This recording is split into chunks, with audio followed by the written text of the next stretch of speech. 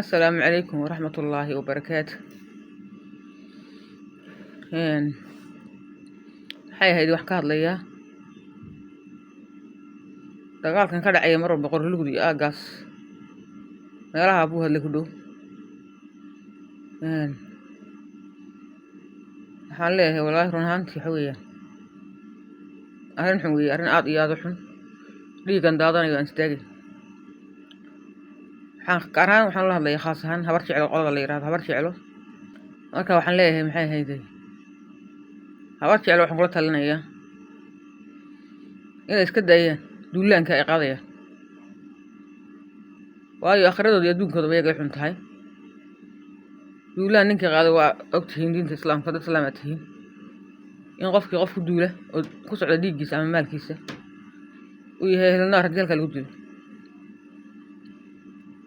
adduunkana wax horumar ka gaadhay baysaan waa aragtaan, halkii unbaa taagan tihiin ama dagaalku halkii buu taagan yahay, wax la kala faa'iiday ma jirto. waxaase muhiimaddu tahay qoladan duulaanka lagu soo qaadayo waa shahiid iyagu sida diinteenu sheegayso. qof lagu soo socdo lagu soo duulayo isagoo dhulkiisa jooga, isaga marna aan duulayn. marka waxaan leeyahay maxay ahayd talo baan siinayaa, duulaanka joojiya. akhriya adduunka ba khasaaro weeya baydinta, akhriya adduunka khasaaro diin. adduunkana waa ku khasaartay oo dadkii dhallinyaradii baa naar gelinaysa.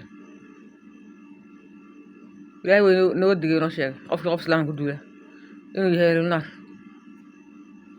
oo dhiiggiisa ku socda ama maalkiisa ku socda. marka waxaan leeyahay ka daaya dhallinyarada ha halaagina. akhriya adduunka qofka halkaa ku dhinta waas adduun iyo aakhiraba seeg. marka waxaan leeyahay meedaan fikirin waxba darajo ka keeni maysaan, meel ku gaari maysaan dagaal. waxaan leeyahay wanaaggiina wuxuu ku jira iyo khayrkiina, dhiiggaa inaad badbaadisaan, nabad keentaan. nabadu wax dhaama ma jiraan, waa inaad halkaa nabad ka keentaan. dad is wada dhalay baad tihiin, saan iminka idiin sheegayo. reer abtiga iyo reerayeyga weeyaan, iyagaan is dhalay. dhiiggaa islaamka hala joojiyo baan leeyahay. dadku waa dada helo walaal ah, wixii horoo dhacay waaba dhaceen. marka waxaan leeyahay inta dambe hal daba qabto. xagga kan dhinaca kan dagaalka xag dhinaca ceergaabana waxaan leeyahay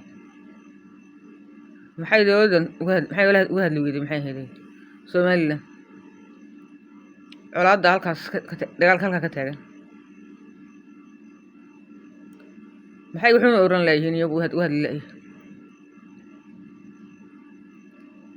qolyaha kale waa arkayseen go-aanada ay gaadheen soo saareen.